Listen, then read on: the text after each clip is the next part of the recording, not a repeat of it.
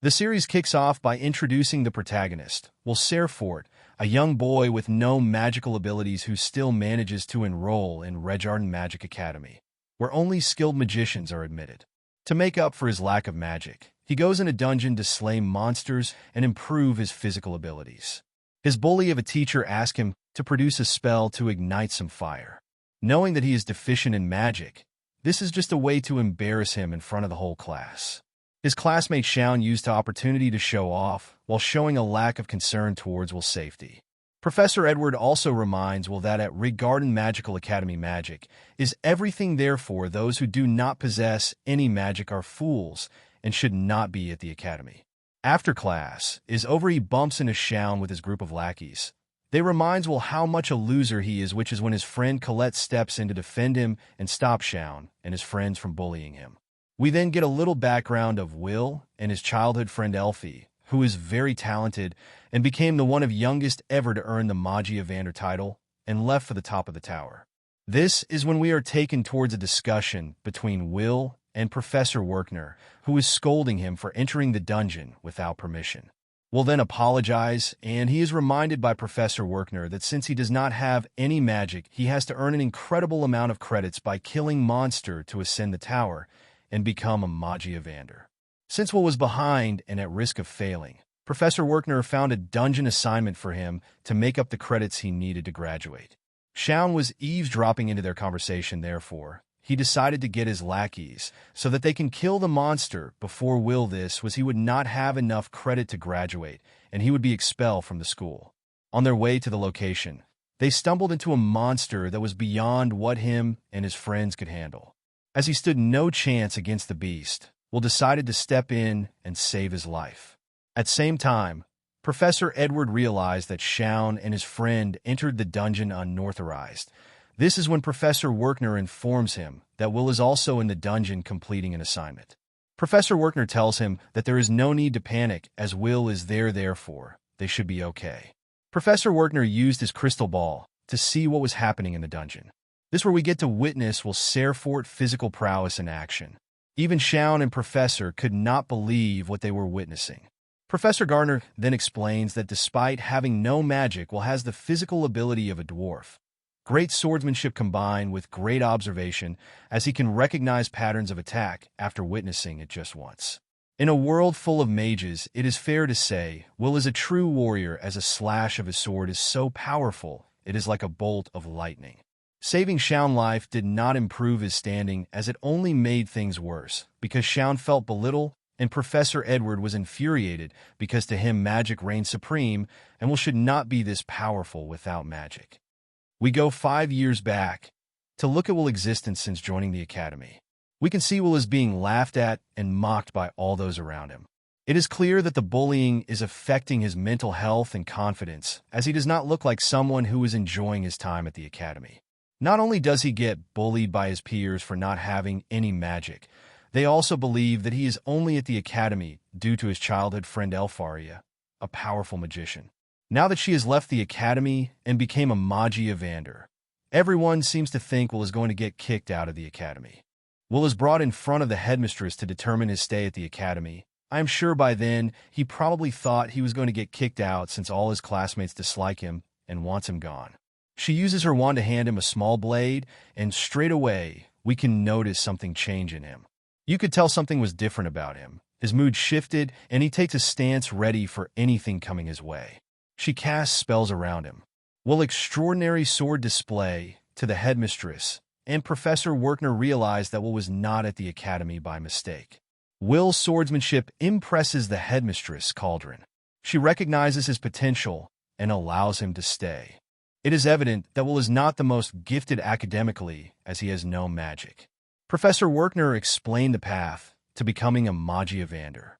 Once you have ascended the tower, you will reign as one of the most powerful magicians of the land. To become a Magia Vander, you must be recognized by the Upper Institute, which is the highest center of learning. There are 2 principal methods of advancement to the tower. The first is to create a new type of magic. The second is to earn at least 7,200 credits at the academy. Only a few individuals like Elfie, Will's childhood friend, have managed to ascend the tower through the first method, therefore most will have to earn credits, especially for someone like Will who has no magic. After class, Will and Colette are seen walking in the hallway with the thought of exam doubting on their mind. This is when they bumped into Shaun and his friends discussing the encounter they had in the dungeon. They seem to think Shaun was the one who defeated an evil sentinel. Those around have a tough time believing that at his current level he was able to defeat such a powerful monster.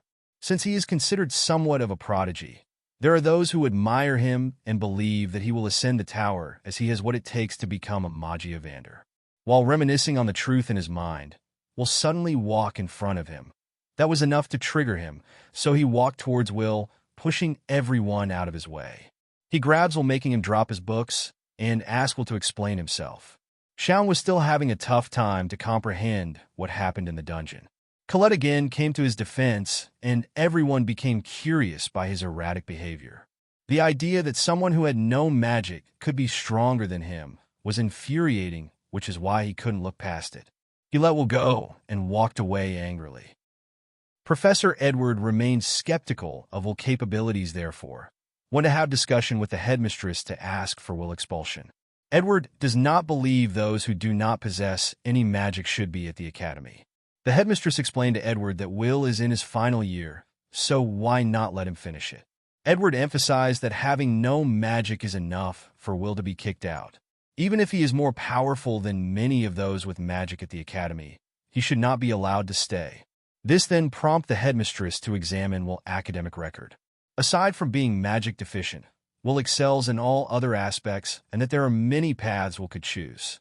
The headmistress believes that Will be an asset for their society in the future, therefore the academy has a duty to help him reach his full potential.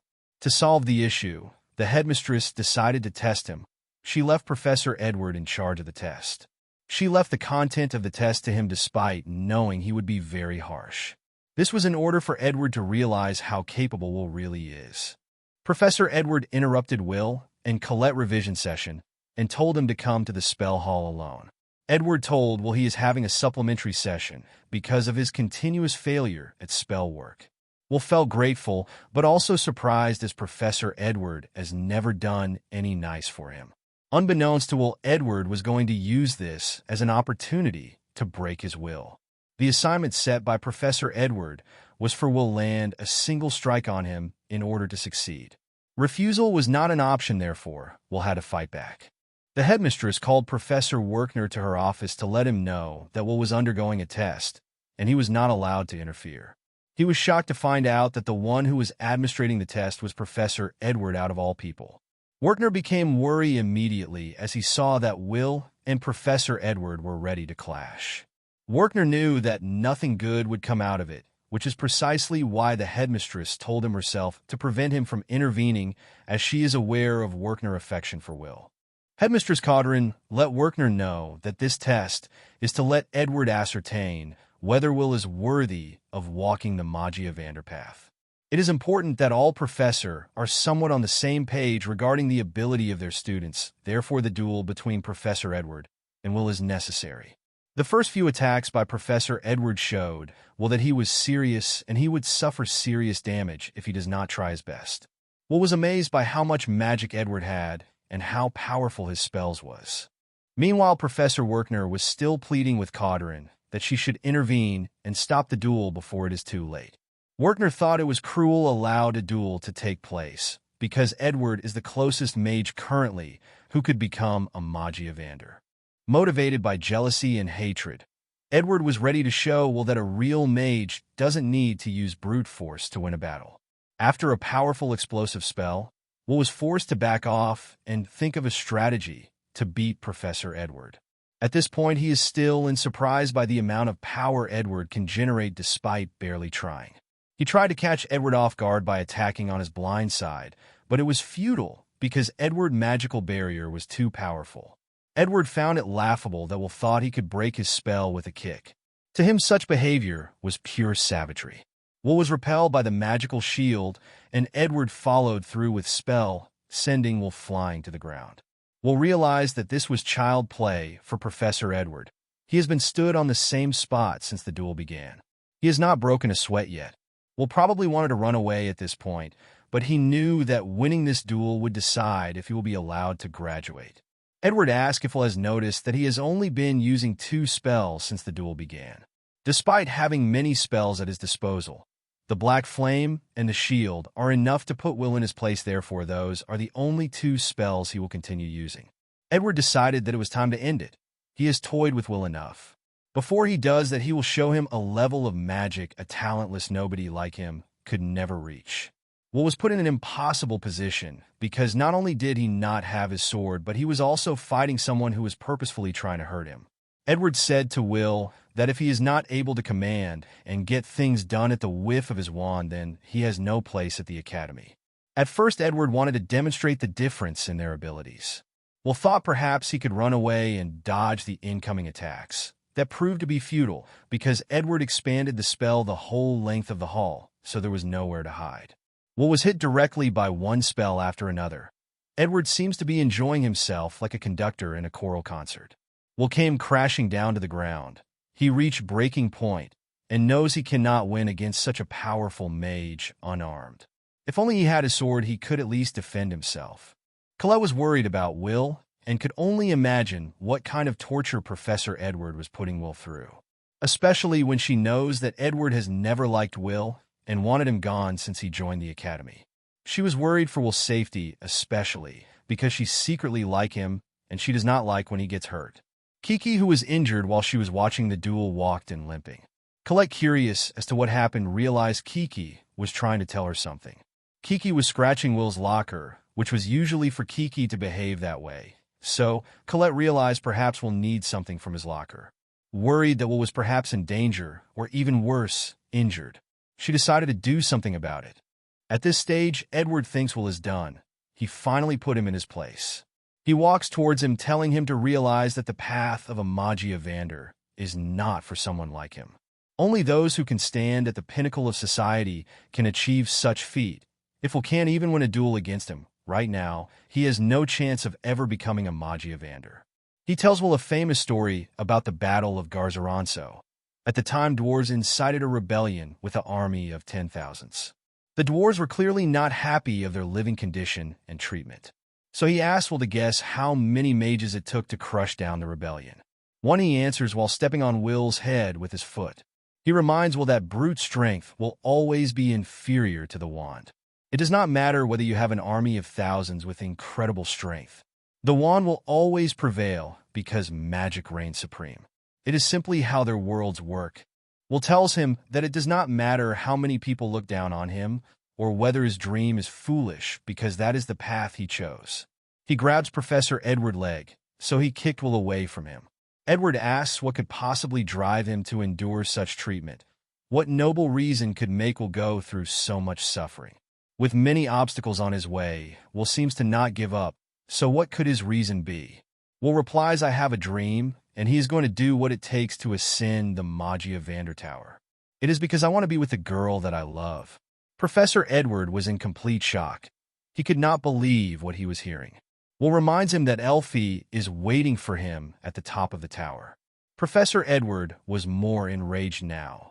To him, it was utter nonsense that someone aspiring to be a Magia Vander was driven by such a frivolous sentiment.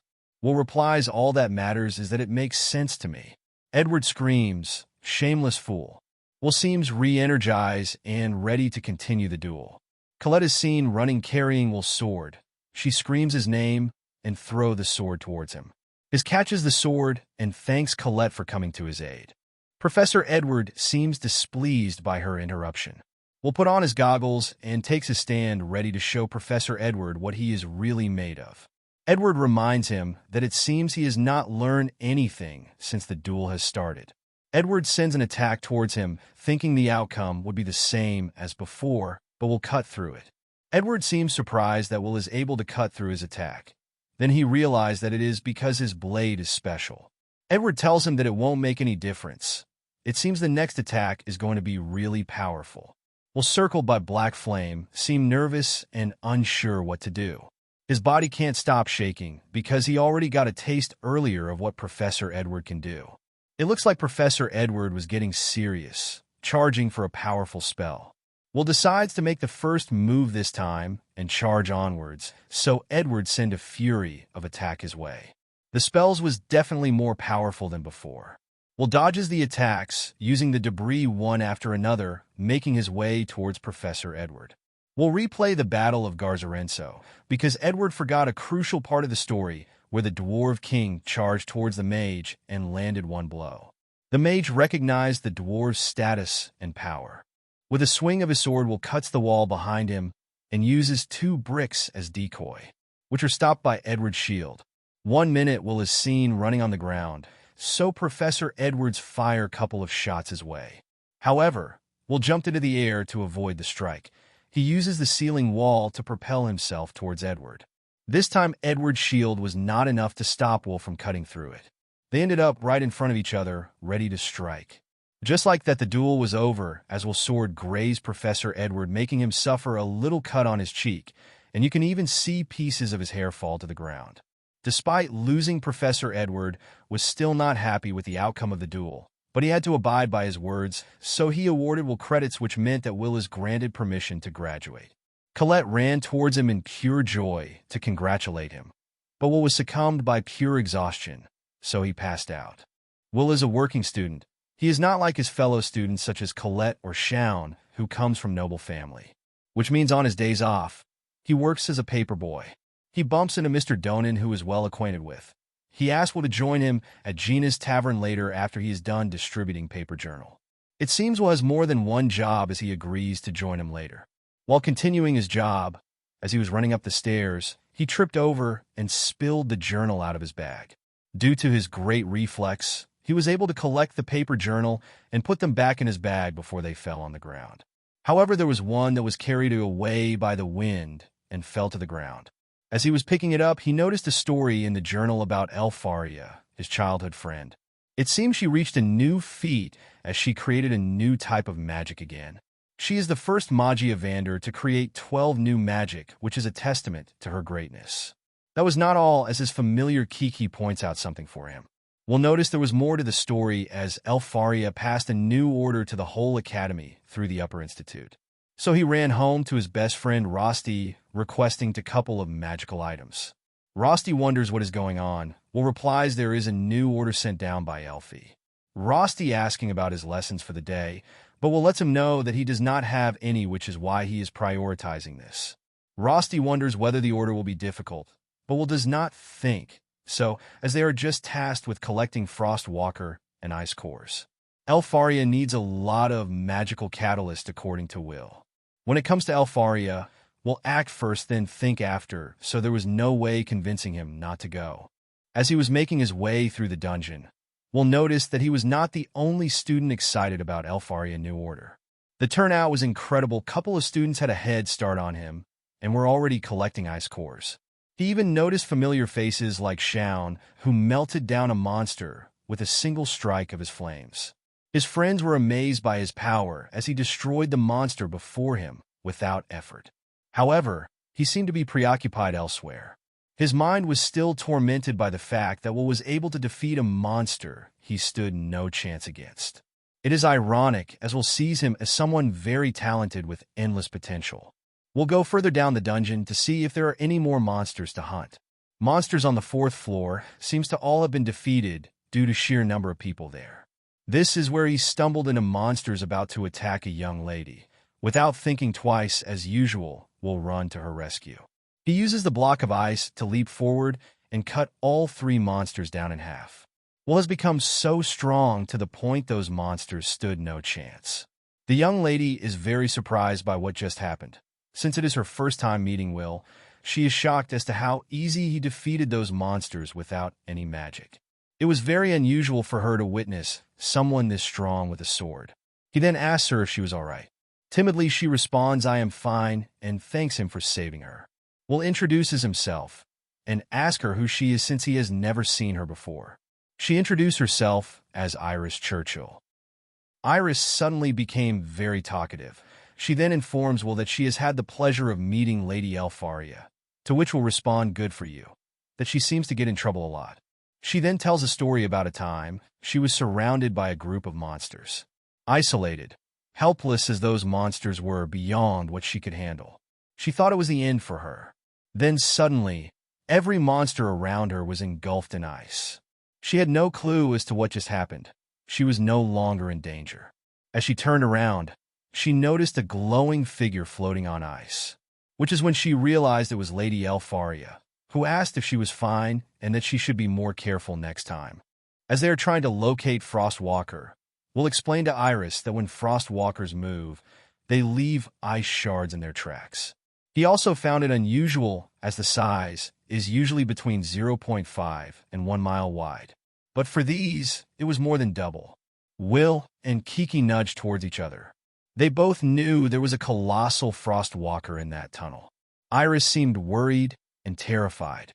She asked how Will knew all of this despite having no magic. It was clear she was not ready for what was ahead, despite that she still followed him. To which he explained to her that magic is great, but it is absolute, especially not in the dungeon. He tells Iris that despite having no magic, he can make up for it with wisdom, knowledge, and experience. It was clear that Will was getting serious as he put his goggle on and ready himself for a fight. This was an indicator that the monster he was about to fight was no joke. The monster suddenly dropped down from the ceiling with his mouth wide open, ready to devour both of them. That is when Will used his speed and strength to carry Iris out of the way by leaping into the air. You could see the damage the monster caused by just dropping down. While analyzing the composition of the monster, Iris realized it was a Frost Rex and that it was huge. While holding Iris in his hands, the Frost Rex launches a powerful blast in a form of a laser towards Will and Iris. To avoid getting hit by the blast, Will jumps out of the way.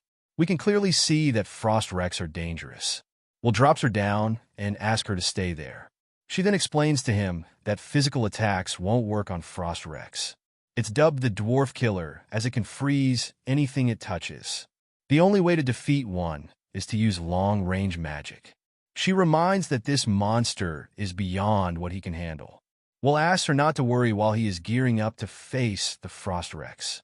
Meanwhile, the monster is loading another blast. Will tells her that he has beaten Frost Rex many times before. He ran towards the Frost Rex with so much confidence. The monster was using his attack like a laser beam. He followed Will every time he dodged it. Will realized due to his size, he had a range he could not reach. The Frost Rex lost track of Will as he emerged from the ceiling of the dungeon and landed behind it. Will ran very quickly towards the Frost Rex before sliding underneath it. The Frost Rex seemed confused as to where Will was, so it started blasting the ceiling of the dungeon, causing block of ice to fall down all over the place. Iris and Kiki had to run away and find refuge somewhere safe to watch Will fight. By then, Will's plan was in motion. The Frost Rex still had no idea where Will was. He ran to the side of the monster, waiting for the perfect opportunity to strike. When the time was right, he threw his magical item over the monster perfectly. This then hooked itself at the bottom of the Frost Rex. The Frost Rex was still using his laser blast to catch Will, but by then it was too late. Will wrapped the monster with a cable strong enough to inflict damage while restraining his movement. Will's movement were beyond amazing. There was no hesitation. He was very precise as to where he needed the cable to be so that the monster could be immobilized. It was clear that this was not his first encounter with a Frost Rex. The Frost Rex was having a hard time tracking Will. This then put it in a state of panic as he was blasting his laser all over the place. Will dodged every single blast and appeared in front of it. The Frost Rex attempted to move forward, but it was impossible as its legs were bound. The monster could sense it was living its final moment and became desperate. As a last attempt, the Frost Rex sent a powerful ice roar to freeze Will, but it could barely reach him. The end was near as the magical item placed underneath the monster were concentrated fire bomb designed for ice monsters. As Will ignited the cable from his wrist, which then made the fire traveled through the cable all over the Frost Rex body. It was only a matter of time. As the fire reached the magical item, it exploded, creating a powerful blast which destroyed the Frost Rex into pieces while melting most of its body. Will stood there unfazed, witnessing the Frost Rex's last moment. The blast was so intense that the ice in the surrounding were also melting. After defeating the Frost Rex, All we'll had to do is collect the ice core for Elfaria.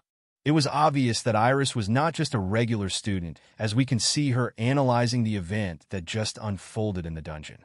She admits that despite not being a mage, Will is a talented warrior. She is seen walking toward the massive door. It was obvious that whoever is behind that door is of importance. She announced herself before entering. Beyond those doors, there are 5 thrones, and there are 4 individuals sat on them with 1 throne being empty. Iris requests their permission to speak to the Magi Evander.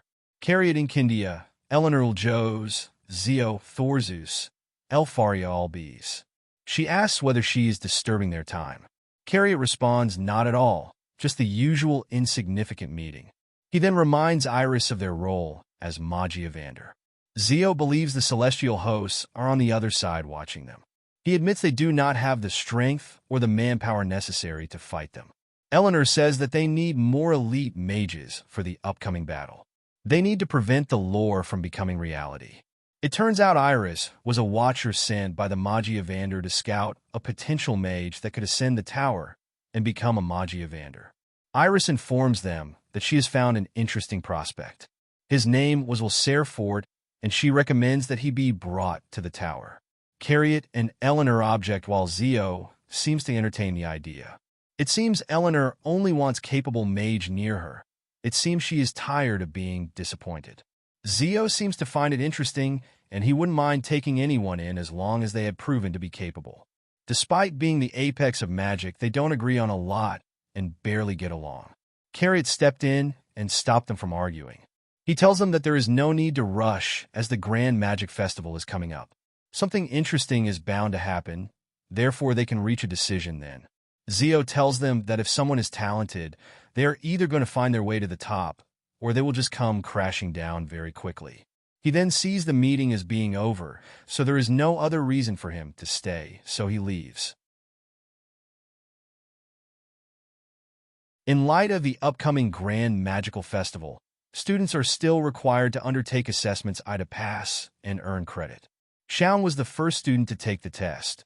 He destroys those golem by creating a fire tornado, which ripped them apart. Then followed Colette. We get to see a side of her we often don't see. She used teleportation magic. She teleported debris of boulders falling from the ceiling and drop it over the head of the golem, crushing them to small bits. Just like that, Shaun and Iris passed the test and earned some credit. They made tests look very easy, so you would think others should find it easy too. You can guess who was next. Will was being chased by the golem. Despite evading its blow, he thought, why not use my fist? As he was about to punch the golem, his classmates in attendance questioned what he was about to do, mocking him for trying to use brute strength to defeat an opponent despite being a magical academic student. Will hesitated and stopped. The golem punched him, sending him flying to the ground. Yet again, he was the laughingstock of the academy. They've gotten used to him failing so much that to them, it is just beyond pathetic. One insinuate that perhaps reading books, it is the only thing he might be good at. The attention is quickly shifted from Will to those considered to be top 3 at the academy. Here we see Lehana and Wignall showcase why they will be ascending the tower soon. Lehana used her magic to create lightning arrows in great quantity. Her arrows were so powerful, they pierced through the golem, pressing them to the ground. Wignall used wind magical to against the golem. The spells were so powerful, they obliterated the golem they were facing in an instant. It does not seem it was much of struggle for them to handle this task. Just another exercise to show why they are at the top of the academy. So it was no surprise to anyone to see Lehana and Wignall pass the test and earn credits. The third one in the group, Julius, the most arrogant of them all. His speciality is ice magic. He did not think his opponent was enough for him, so he decided to take care of other golem his classmates were fighting. His spell shot ice bullet through the golem, which bloomed a flower made of ice come out of their body. Everyone seemed confused as to what was happening. Julius activated his ice spell, which then trapped the golem in an ice prison, making the golem incapable of fighting. Just like that, he took care of everyone's problem. A part being himself is showing off. Therefore, he will never miss an opportunity to demonstrate to everyone how powerful he is. The idea of others envying him and regarding him as a Geus is important to Julius. It became clear to Lahanna that Wignall or Julius both have been training hard. They've all gotten stronger compared to last year. Just like that, their rivalry was reaffirmed, and each one could not wait to showcase how better they are than the other at the Grand Magic Festival. I am definitively looking forward to the Grand Magical Festival. It would be great to watch all these face against each other.